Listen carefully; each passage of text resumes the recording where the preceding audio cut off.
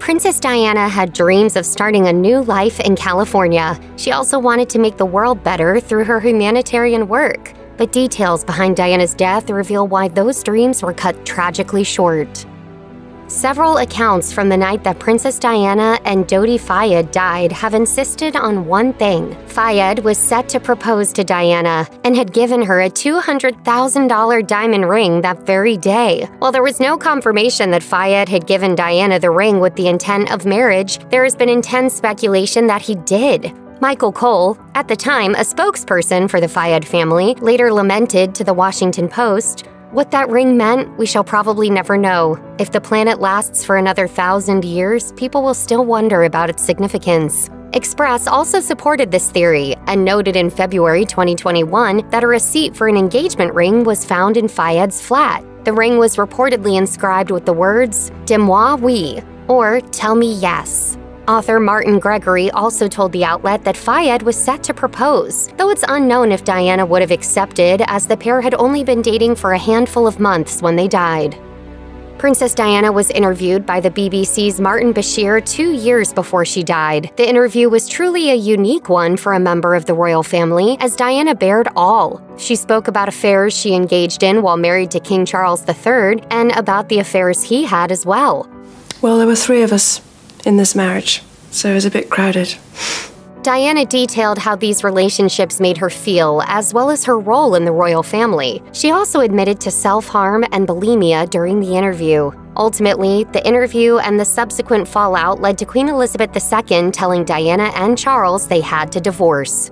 Years later, an inquiry into the interview revealed that Bashir went to extraordinary and unsavory lengths to secure the interview in the first place. The BBC's Tom Mangold told journalist Mark Williams-Thomas that Bashir worked with the state media's graphic designer to forge bank statements that convinced an employee that Diana's brother had sold royal stories to the media.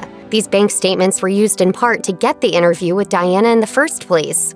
Diana never found out the truth about the interview that caused such turmoil in her life. Her son Prince William vocalized his support for the inquiry into the interview in November 2020, expressing his hope that what really happened would be revealed. These failings, identified by investigative journalists, not only let my mother down and my family down, they let the public down too. In his 2003 book, A Royal Duty, Princess Diana's former butler, Paul Burrell, revealed a number of secrets and behind-the-scenes details about Diana's final weeks and months. Burrell believed strongly that Diana planned to leave Europe and live in the United States, specifically in Malibu, California, and that she even planned to move into the former home of Julie Andrews with her sons Prince William and Prince Harry. Burrell added that Diana believed William and Harry would thrive in California, and that the royal family would have let the young boys spend part of their lives in the United States. Burrell told Good Morning America, "Princess Diana's not going to be king. Neither are her kids going to be queens. Why couldn't they come and spend a portion of their time in America?" Decades after her death, her son Prince Harry and his bride Meghan Markle would go on to settle in California as a home base of sorts while traveling to and from Britain.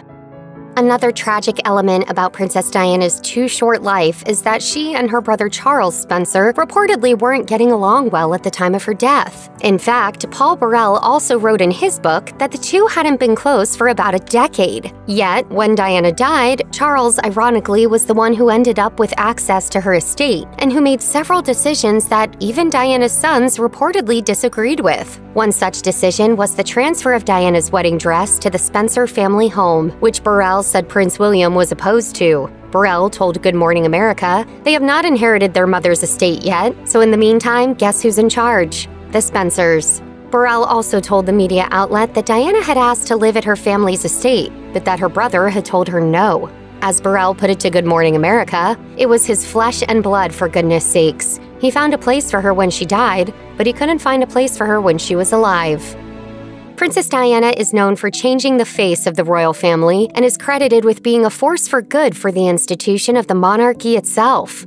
Emma Hart, who directs the McNeil Center for Early American Studies, told Penn Today that Diana pushed the royal family to move into the 21st century. Hart also noted that Diana had an impact on her sons beyond the handful of years she got to spend with them. Hart told Penn Today both her sons married women who have played a similar role. Neither Kate nor Meghan has aristocratic blue blood, something that would have been unthinkable for the heir to the throne spouse even 40 years ago. In addition to her impact on the social structure of the monarchy, Diana had extended her reach well beyond the confines of Buckingham Palace. She is remembered for working with patients with AIDS to this day. She shook hands with the patients and myself.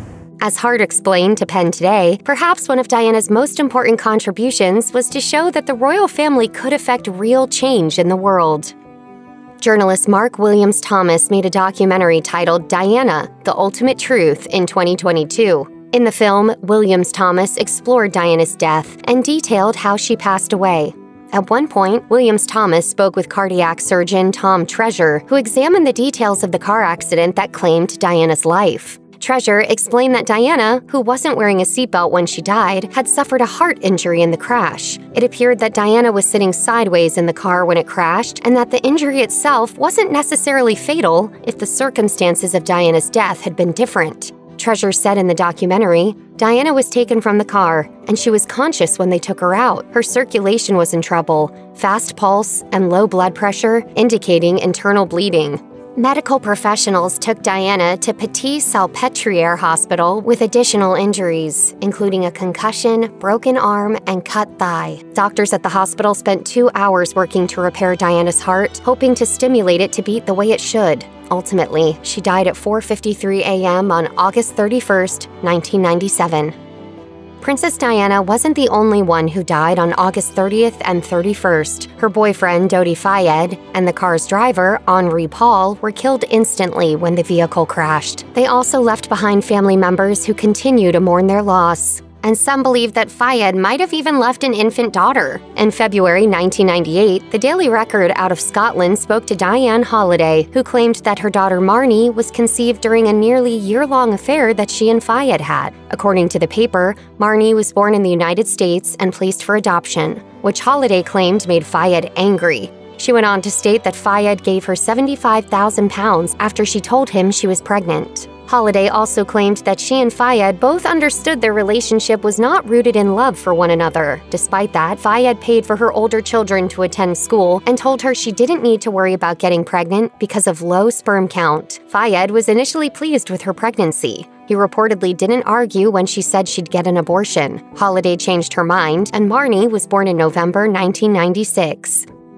Dodi Fayed's family was plunged into intense grief following his tragic passing alongside Princess Diana. In December 2020, Dodi's younger sister, Camilla Fayed, spoke to The Sun about her family's experience following her older brother's death. Camilla, who was 12 years old when Dodi died, told the outlet, "For my dad, like any parent losing a child, it was horrific. And as it is for any family that experiences loss, it was heartbreaking."